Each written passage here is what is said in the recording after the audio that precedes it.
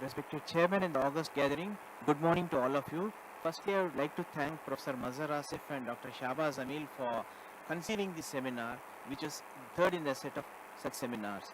And without wasting much time, I would like to take this topic, which was made easier because yesterday we had an amazing presentation by Professor Laura. My whole point is on the cartography of ancient India and its representation in Central Asia, which I have made a small PowerPoint. So we know that all societies have an idea of space, and this space is articulated. But unfortunately, the colonial historians projected that India did not have a mapping tradition. So this was a project of coloniality. India had a mapping tradition, just like Professor Laura pointed out yesterday about the petroglyphs which were there in Mongolia. This is a line of petroglyphs extending from Spiti to northern Tibet and Mongolia, and these are the type of maps which were there in India. Like we have a 18th century map here, then the middle one is a map of Ujjain, which is in a form of an astrological chart. The other one is a painting of Dwarka, and the last one is actually the map of a Buddhist monastery in Andhra Desa. So the term for map in Sanskrit was Chitra, which was used for both paintings and maps.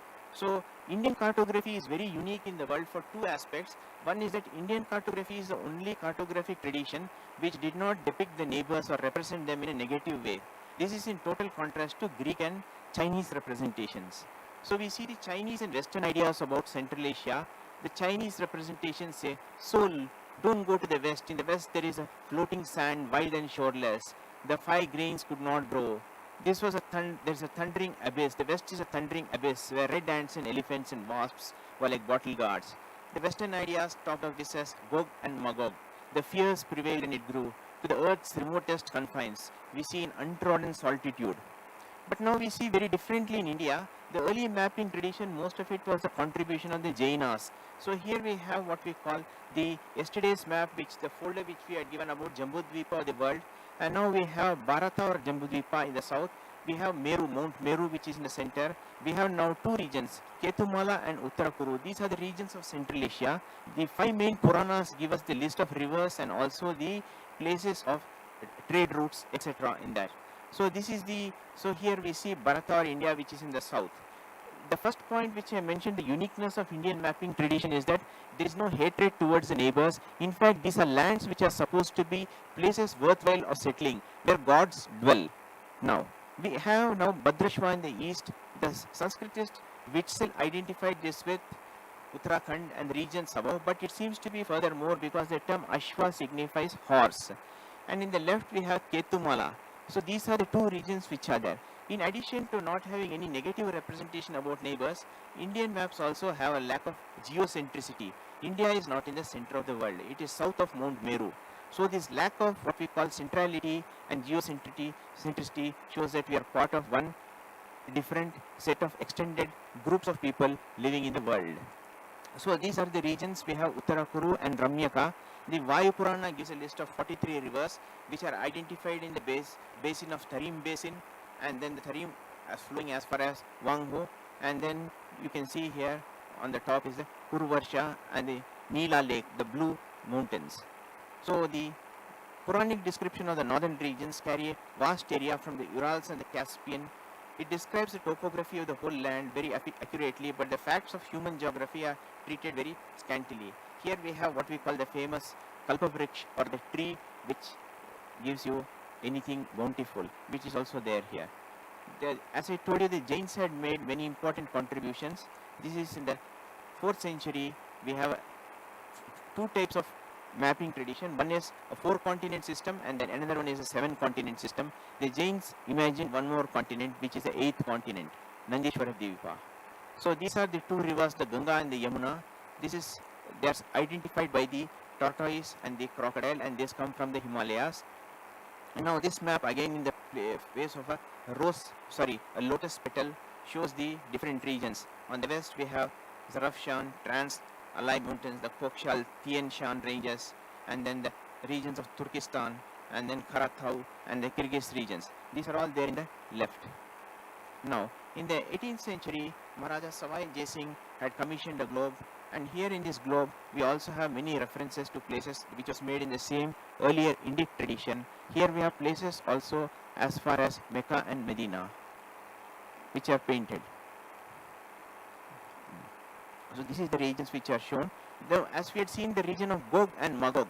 Gog and Magog were the places which were written in the ancient Hebrew text as places which were supposed to be wastelands. But as you can see, the term Gog, which is, we find this petroglyph in Afghanistan in the Wakhan corridor. The petroglyph is written in old Tibetan script, that is Gog. So the Gog, the term has been transformed to Wak, and then it has become Wakhan. So this is the region of Peristan.